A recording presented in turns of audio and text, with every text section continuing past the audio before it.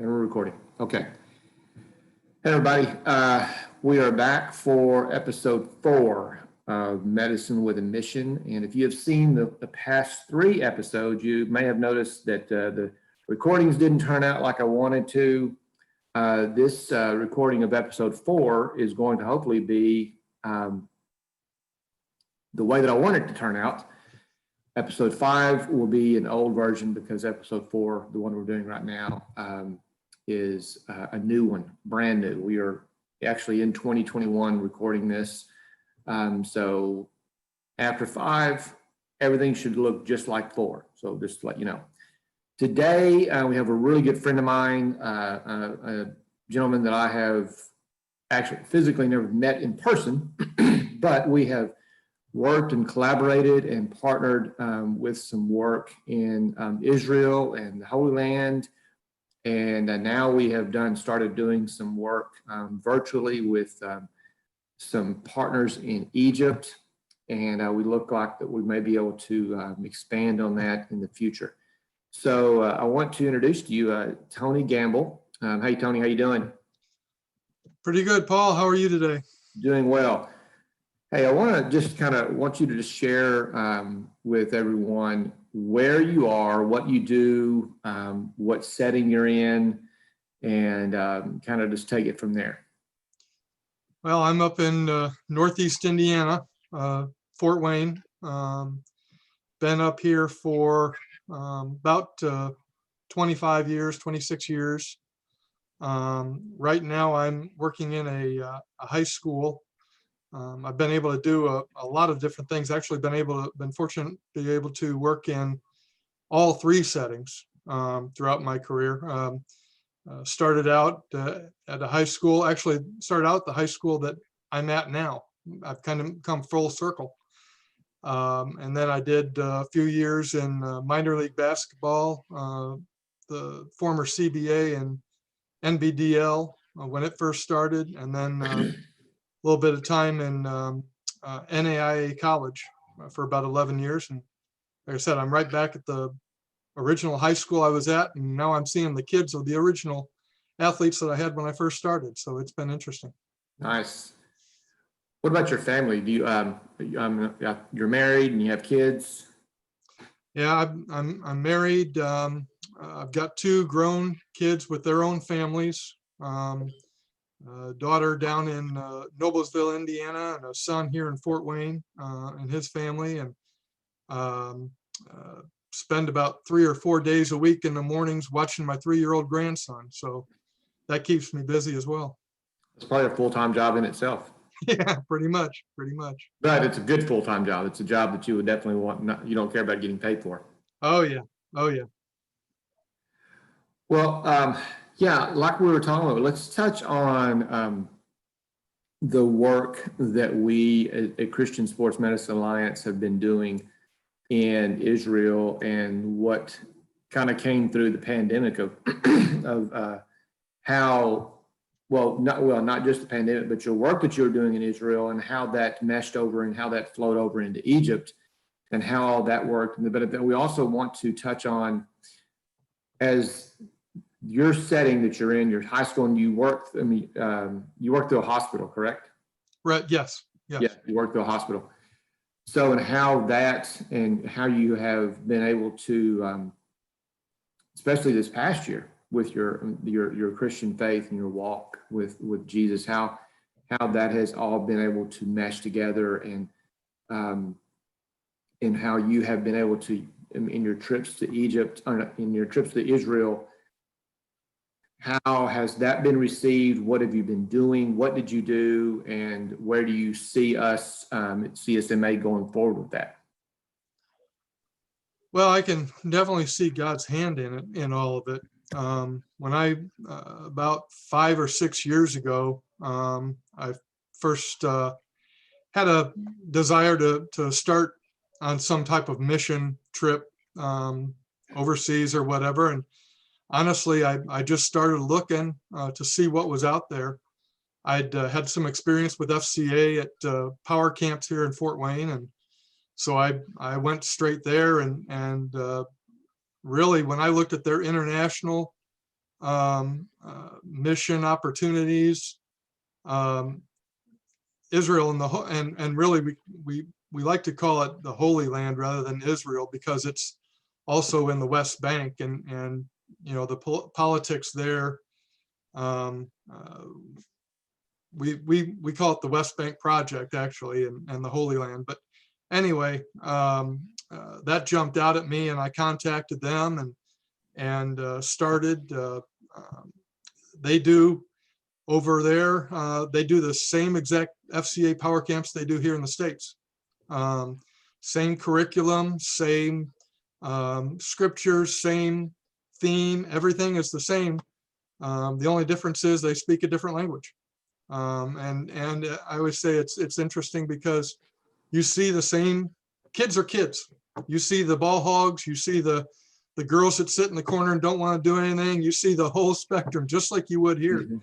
The only difference is they all have brown hair and brown eyes. You don't see any blue-eyed blonde kids. But beyond that, the CSMA specific part of it is we got connected with a university there in Bethlehem University, which is a Catholic university, and taught injury recognition and injury evaluation, upper body, lower body. First year started out with their physiotherapy students and coaches, and that was a little difficult because we had to have a translator, but they changed it the next year so that it was just only English speaking students, which is their physiotherapy students.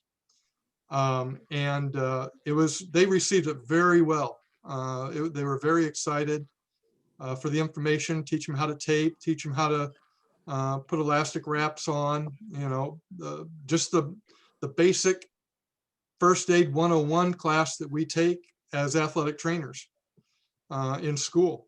And we even talked to them about maybe even sometime having somebody come over for a semester and teaching. But really that hasn't gone a lot of places. We've just had basic discussions about that. But this year, or I should say last year, the trip was canceled, obviously, because of everything going on. And university called Birzett University contacted me, which I had gone there and taught as well before.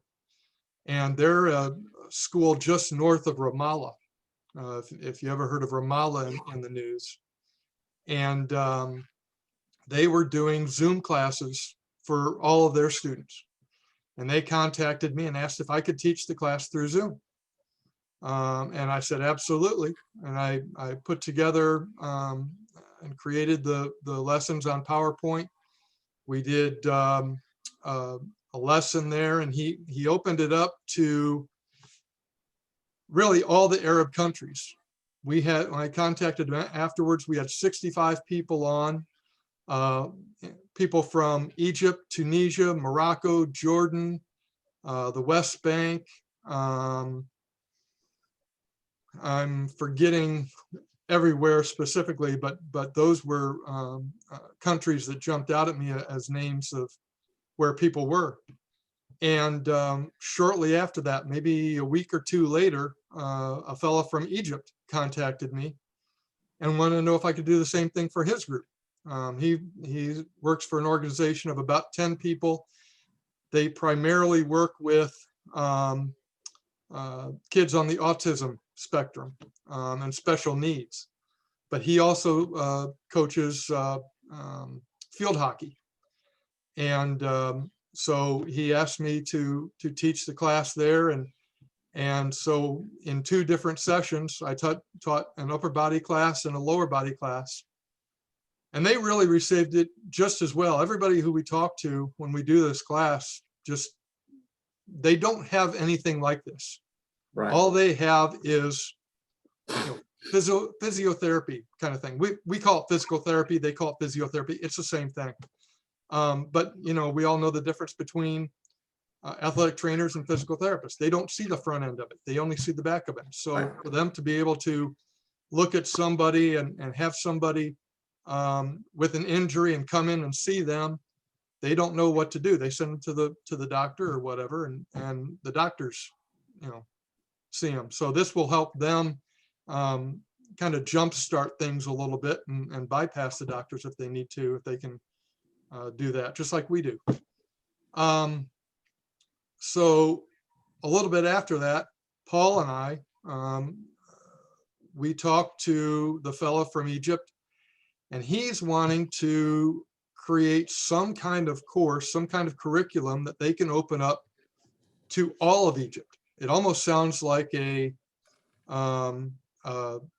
university type class that we can present to people all throughout Egypt and help them to get into along the same line of thinking that we all have here in the States.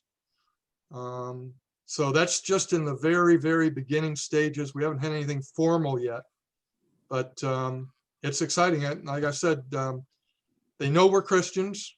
We haven't really proselytized or anything like that, but they know where we come from. They know our website, and who knows where God can take this, especially thanks to technology and what we can do now all over the world. Yeah, Tony, that was a big discussion. I think you and I mean, how many times we probably talked about this and brought that specific topic up probably every single time we talked about this on the phone with Egypt. Egypt is obviously a predominantly a Muslim country. The same thing for most of North Africa, Tunisia, Morocco, most of North Africa and going down into the Horn of Africa, whether it be Ethiopia, Somalia, those areas that I have been to actually are predominantly Muslim, the Muslim faith. So we have to be very, very careful. And I want to emphasize that when we're going to be approaching this, and hopefully this year we'll be able to do more and be able to expand on that and get the ball running with that, is they know who we are, and we talked about that. We gave them our website. They can go to our website. Our website's free to everybody to look at, and our mission statement's on there. Our core values are on there, everything. So up front who we are. So we have to be very careful and to be very sensitive to them, not to we're trying to reach them obviously with the gospel, but we're trying to reach them with the gospel using what God has given us, which is our skills and our talents of sports medicine. So we have to be very careful not to put the cart before the horse, basically, is what I want to get at. So hopefully that will Egypt and that will spread to other things. I think, you and I have talked about this, especially in areas that it will be difficult for us, our organization, to send constantly people going overseas, literally overseas, to Israel and the Holy Land, or anywhere in Europe, or North Africa that we want to go to. We just cannot. It's hard for us to continually send people throughout the entire year. So our summer times would be best for that project. But and that's the reason why Central America is in the Caribbean it's our main focus, because it's super easy to get in and out of, and we can send volunteers down there on a consistent basis. So how have you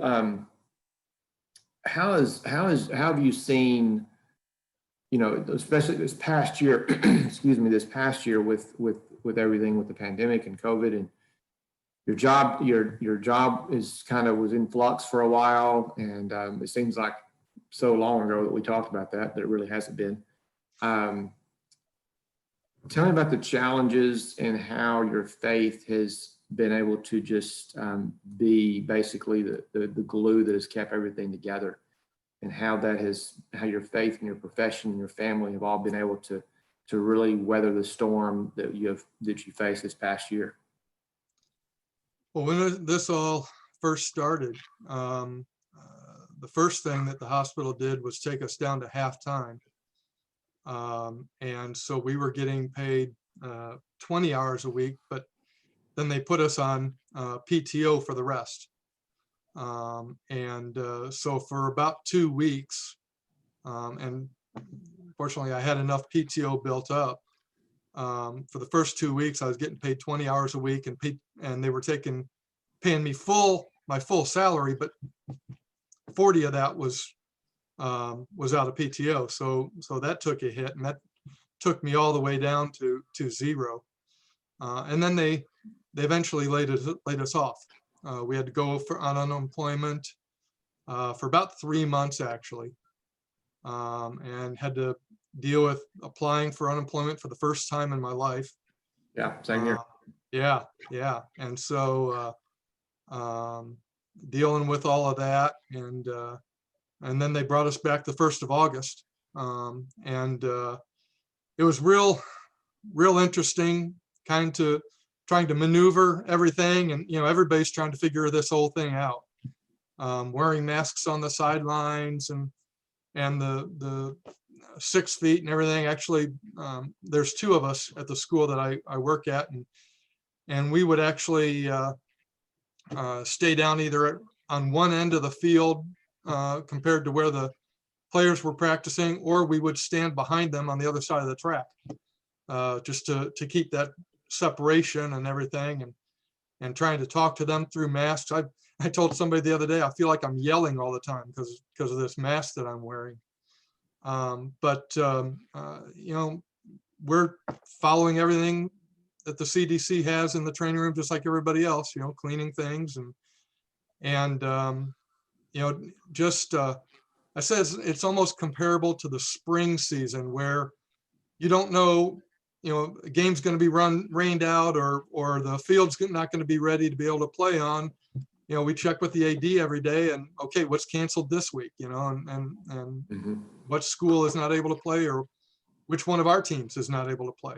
And or we haven't seen a kid for a while, and we go check with the coach. Oh, he's been on quarantine for 2 or 3 days. Oh, well, so we don't really deal with all of that. I work in a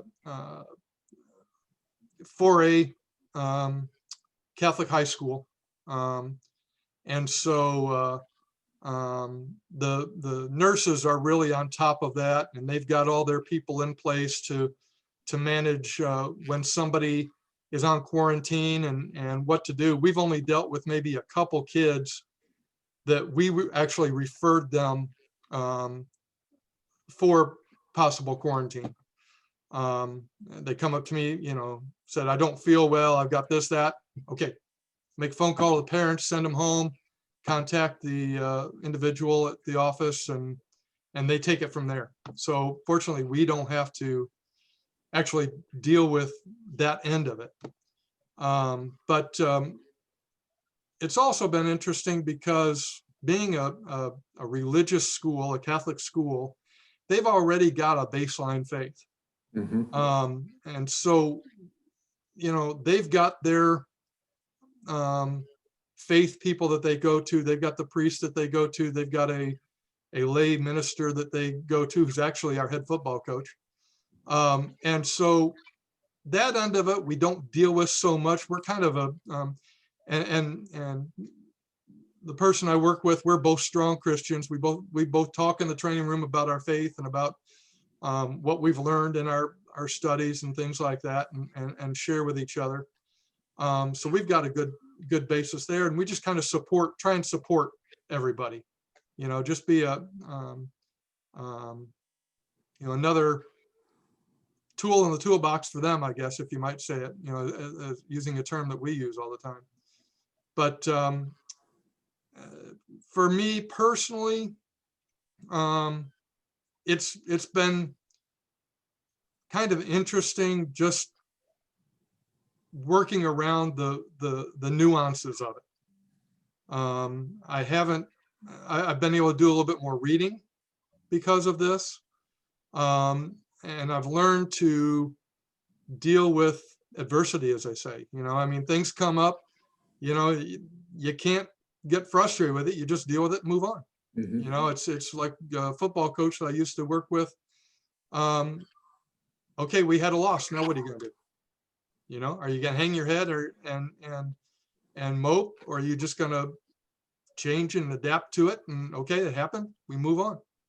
So, you know, it's with church, you know, church is in session, church is out of session, church is online, church is in person.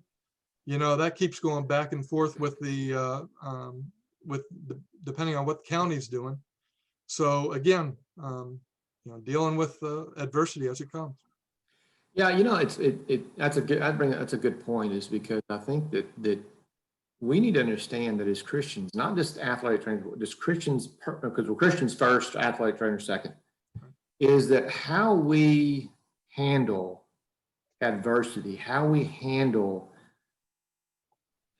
whatever, whether it be COVID, job loss, reinstatement of a job loss, in and out of church, right now, obviously, we don't even have to mention it. Our nation is you throw whatever adjective, whatever description you want at it, is probably going to be accurate. And I don't know. I mean, for me, even this past year, I had a very much of I had a sense of peace, that, because, and I keep telling people this, is they ask, well, how do you know? How do you know? Because I've read the end of the book. I know how it's supposed to happen. I know how it's going to happen. This is not the end. And the way that we as believers and we as followers and we as people that profess to know Christ personally, how we approach our job, how we approach politics, how we approach the whatever in life, COVID, family, the profession, how we approach that says more, almost as more as anything we could ever say. And yeah, that's the reason why I just don't really get worked up about it. I mean, I'm not really, people don't understand why I'm really not concerned. I'm not, I mean, because I read the end of the book and I know who wins, I know who wins. I know who wins I know who wins the war. The battle we have gone through so many battles. Last year, 2020 was a battle, a long battle, almost 365 days of a battle. But it wasn't the end of the war. The war is still going on. We may have a skirmish and a dust up for 2 or 3 days or a month or 2 months. And then it calms down. Everybody kind of goes back to their respective camps and we're just kind of doing whatever, regroup, and we may have another one. How we respond says so much to the world looking upon us. And it's same with you were just saying this with your partner, with the guy or the person you work with, is that even though you work in a Catholic school and even though they have a foundation of belief, and they have the priests, they have the other spiritual support systems in place outside of you and the person you work with, they're still looking at you and how you respond, because your job, your profession, our job, our profession does add extra stressors to, and how you respond says a lot to them. So yeah, I just, how we handle adversity says so much about us as believers. Yeah, absolutely. So has anything changed? I haven't really talked to you in probably, except through text messages.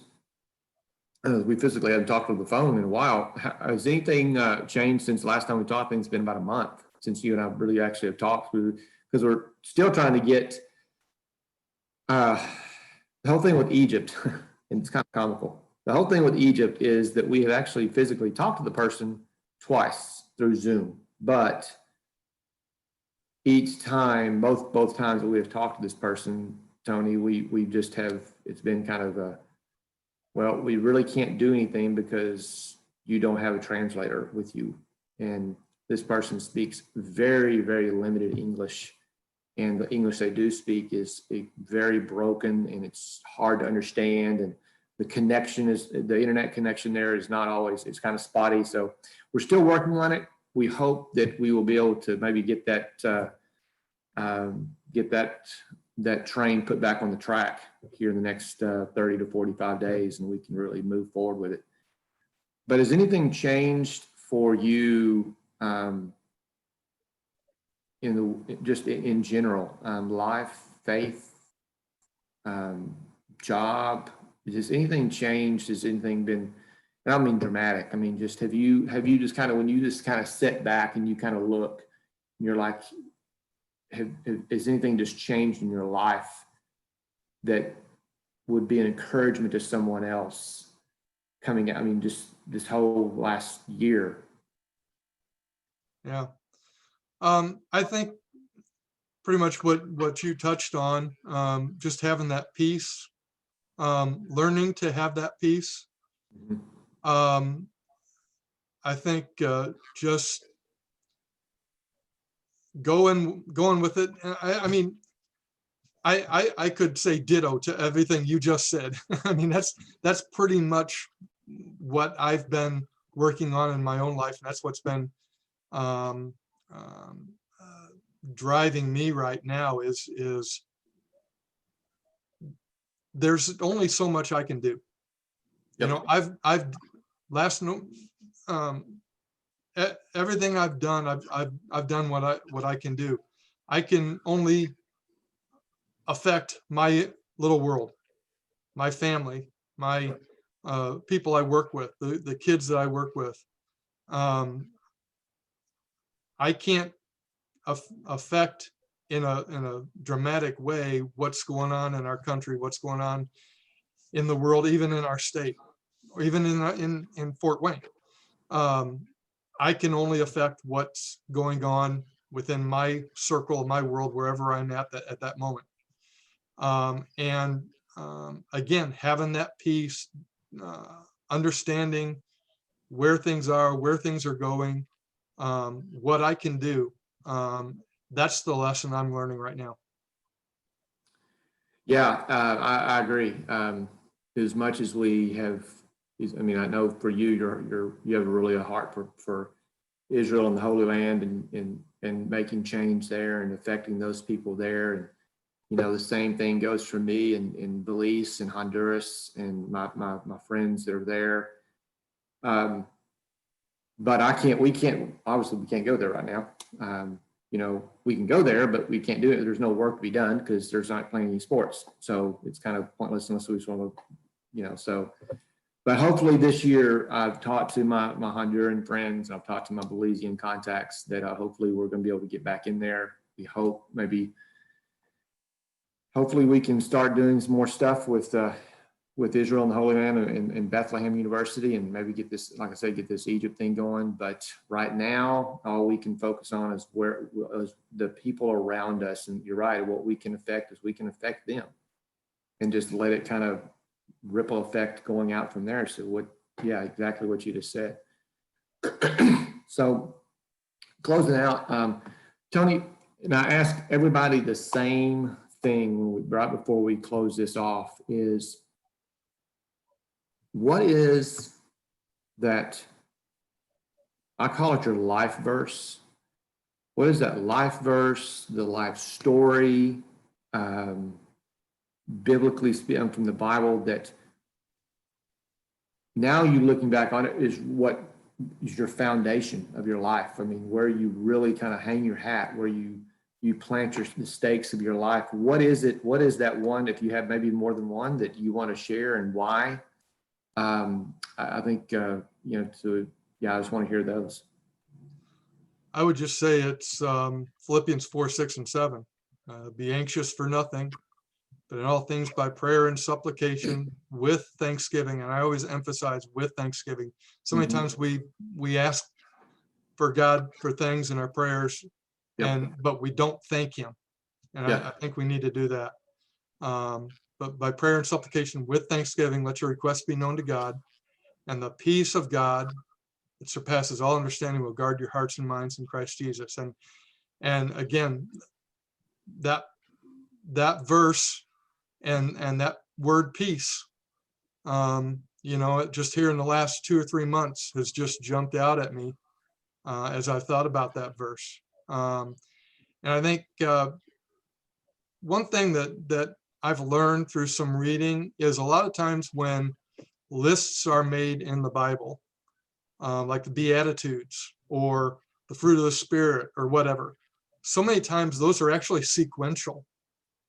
Okay, so when you look at the fruit of the Spirit, love, joy, peace, patience, we're afraid to pray for patience. We all want patience, but we're afraid to pray for Right. it. But if you have peace, that will give you patience. That will lead to patience. Correct. If you have the love that we're supposed to have, that none of us can have because we're not God, but God has that love. We have that love that brings joy. That joy brings peace, and that peace brings patience. And I think that's kind of where I'm at right now. I never even thought about it that way. I never, until just now, I've never thought about that could be, I just never have. Never even thought about, is there a reason why that Paul put those in that order? That's interesting that, and very, very interesting that you had mentioned, you'd bring that up, because when you think about it, you can't have one without the other. You can't have joy unless you have love in your heart. You can't have joy if you hate somebody. Can't. It's impossible. You can't have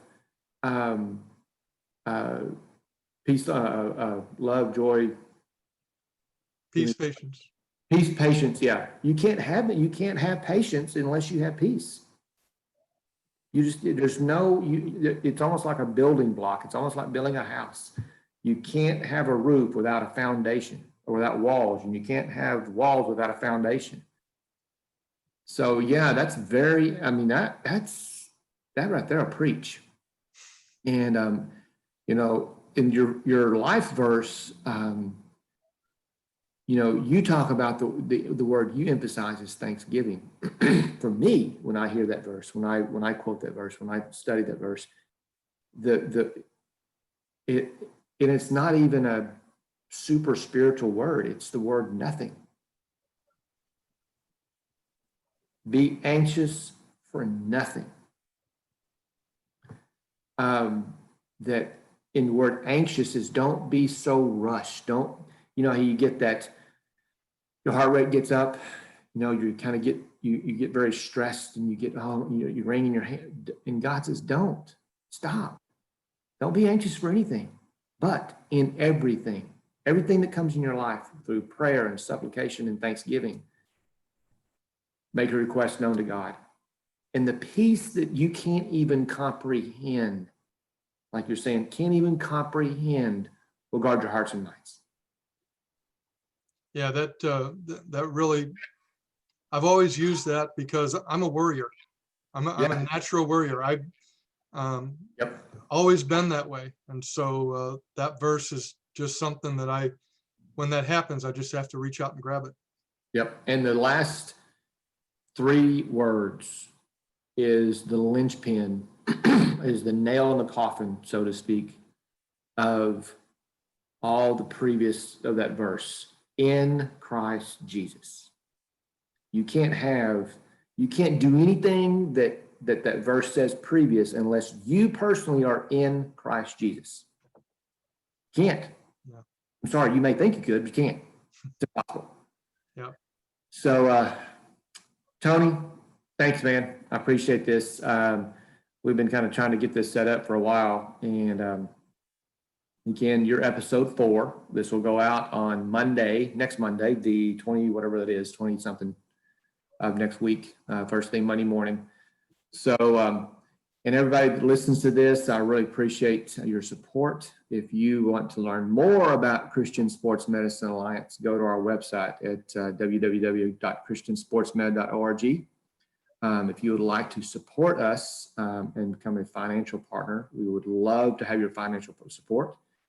If you want to know more about crossing our fingers that that we'll be able to go somewhere this summer, and you want to learn more about the work that we're doing, please shoot me an email at paul@christiansportsmed.org.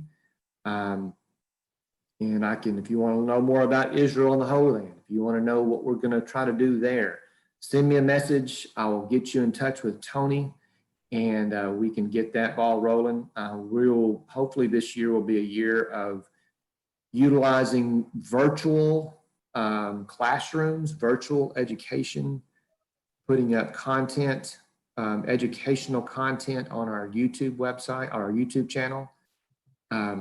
So be on the lookout for that.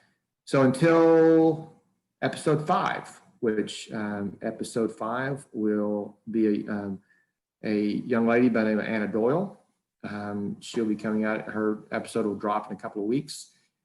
Then after that will be brand new ones. Every single Monday will be a brand new one. So all these previous ones have been recorded. So there'll be a brand new one. Look out for March, because in March will be however many days are in the month of March. I think 31 will be 30 plus days every single day of highlighting an athletic trainer across the country and them being able to share their faith and talking about their profession and how that works together and their family and how that meshes and how they make it work. So until then, I appreciate it, guys and girls and everybody. Thanks for your support, and we will talk to you soon. Tony, thanks a lot, buddy. Appreciate it. Thanks, Paul. Take care. Uh-huh.